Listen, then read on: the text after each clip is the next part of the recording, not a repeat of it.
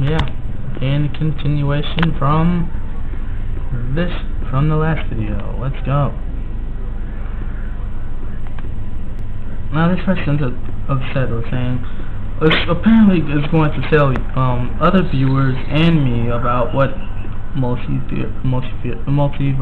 theory entails. Yeah, whatever.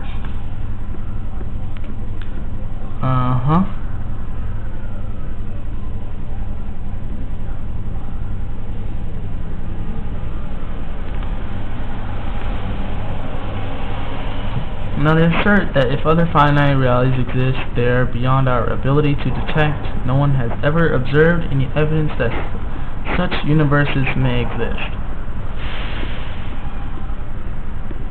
Well, sure. No one has, and the person who came up with this is talking completely out of their ass from no sort of observation, just a bunch of mathematical equations. That's exactly what happened. Right.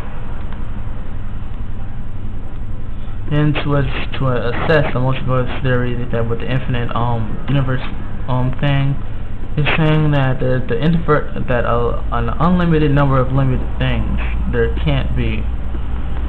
I agree, which is why I never said that I believe multiverse theory to be true. Never claimed that. Never made that claim that I thought it was true, or that I thought that it refuted this. I just thought that it was strange that someone would conclude off of observations from one universe that has the ability, that has the right conditions to bring about life, to say that it's the only way that it could have happened. And that's what is being proposed and bolstered by this argument.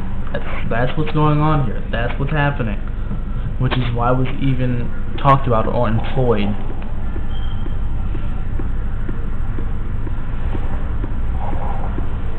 Come on, fucking slow.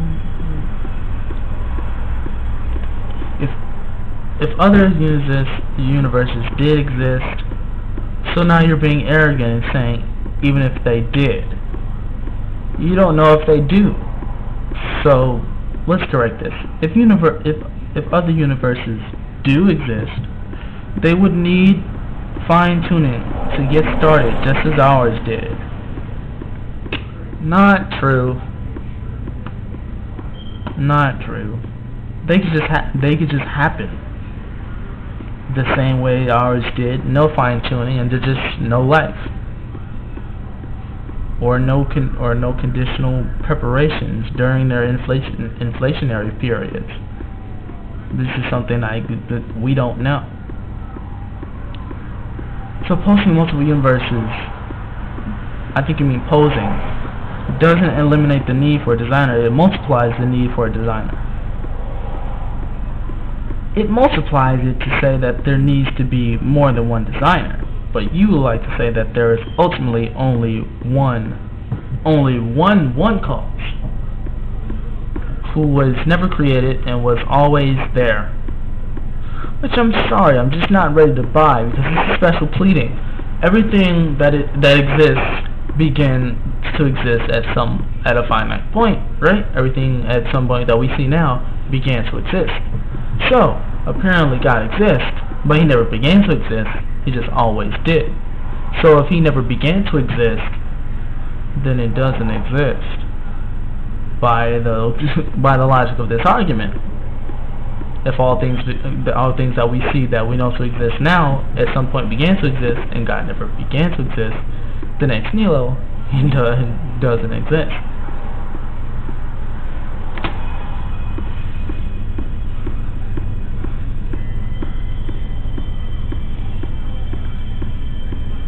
Come on, stupid music. In the end, the multiple universe theory is simply a desperate attempt to avoid implications of design. No, it's just an open door to another possibility. Not anyone trying to run away argument for design, because it's just so powerful and unbeatable what it has. I'm going to read up an article upon why it's just stupid. Alright, let's go.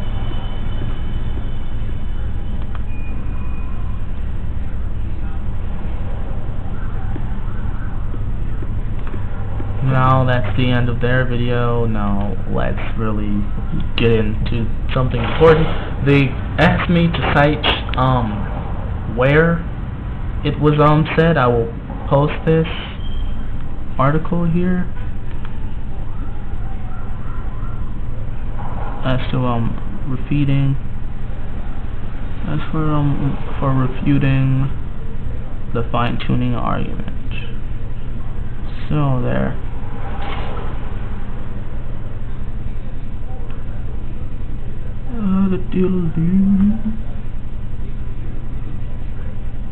Okay.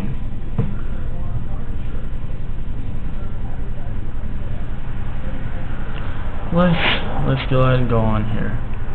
Reasons to believe or not. This was published and on skeptic.com.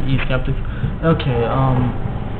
On February 23rd, 2009, this one is published, I attended a debate between Dr. Michael Shermer of Skeptic Magazine and Dr. Hugh Ross and Dr.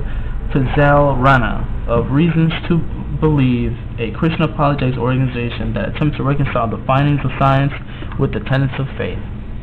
The event was held at the University of North Florida in Jacksonville. Dr. Ross opened with a 25-minute explanation in defense of the RTB, Reasons to Believe, testable creation model of the universe, and focused primarily on cosmology and physics. His talk was followed by a 25-minute presentation by Dr. Rana, who focused on the chemical and biological aspects of the model. Then for about 40 minutes, Shermer offered a general overview of skepticism and an incisive critique of RTB model. This was followed by a Q&A session among the three panelists, and then by a general audience Q&A session. Some levity was brought to the event during the Q&A by a drawing for door prizes by someone dressed in a gorilla costume. The gorilla gave away t-shirts, a skateboard, and even a flat panel TV set. Okay. Okay, we're going to skip some of this stuff. Alright, Ross began by saying that scientists had finally and certainly determined that space and time, matter, energy all began at the moment of the Big Bang. He didn't bother to mention that although this is a favorite idea by many scientists, there are other respected cosmologists and physicists such as Paul Steinhardt and Neil Turok who contend the time had no beginning and is endless. See their 2007 book, Endless Universe, Beyond the Big Bang, Doubleday. Nevertheless, defending his own model of the universe, Ross asserted that God caused the beginning of time at the moment of the Big Bang, as other creationists often do.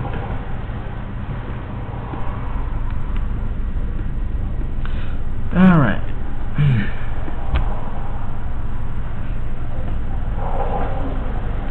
Ross seems to ignore the fact that an active person causing something is itself an event in time.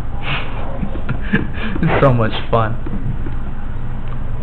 With that critique, that kind of takes a shot at that same argument. So he backed himself into the corner of contradiction by implying there was time before the beginning of time. Of course, this makes no sense, but Ross is unfazed. He simply imagines that there is a supernatural time and a natural time, and supposes that this solves everything. Why I do that? Why I keep saying Rose? Ross and his RTB associates are fond of the hypothesis of fine-tuning of the universe, which is modern-day resurrection of the design argument, which goes something like this. 1. If things had been different, then things would be different. I think they're just making fun of it now. 2. If the physical constants of the universe had been different at the Big Bang, then we wouldn't have life, especially human life, today. 3. The physical constants could have been different, and all their exact values are individually and taken together extremely improbable. Therefore, God exists because somebody was required to select those exact values of the constants of the purpose of getting humans later on. Bing, bang, boom, bang, bang. The first two premises are reasonable, but the third is uncertain, and the conclusion does not follow. I provided a more detailed discussion of this flawed fine-tuning argument in 2000 issue of Skeptic. Wittenberg. Okay, this is just something else I linked to an article, but I want to point out what I think is another common flaw that I didn't mention there. Let's go. I'll probably read off the other one just to give a full refutation of whatever, and I'll cite it as well. Ross and his cohorts first identify all the factors that had to be just right for life and/or humans to exist on Earth. He now says there are hundreds. They then calculate the low probability for each, and then they compute the extremely low probability of all these factors occurring at the same time or in succession. They perform this last step by multiplication of probabilities. It's rather similar to calculating the probability of getting 10 heads in a row from 10 flips of a coin. Excuse me. In this instance, you merely take the probability of getting a head on one flip, which is not but 5, multiply 10 of those together and get approximately 0.000977 as the probability of getting 10 heads in a row. In a similar manner, Ross takes the individual properties of different physical constants being favorable for the existence of humans, multiplies these hundreds of probabilities together, and gets an extremely low probability that all these physical constants would all happen to be just right for life, an intelligent human life. Obviously, an intelligent fine-tuner would be needed for this to happen. Sure enough, Ross finds him in the Bible. But Ross and the others are not justified in multiplying the probabilities because, unlike in our coin flipping example, where we correctly assume the independence of separate coin flips, they know that the individual physical constants of the universe are independent of one another. And I'm going to also do a continuation of this.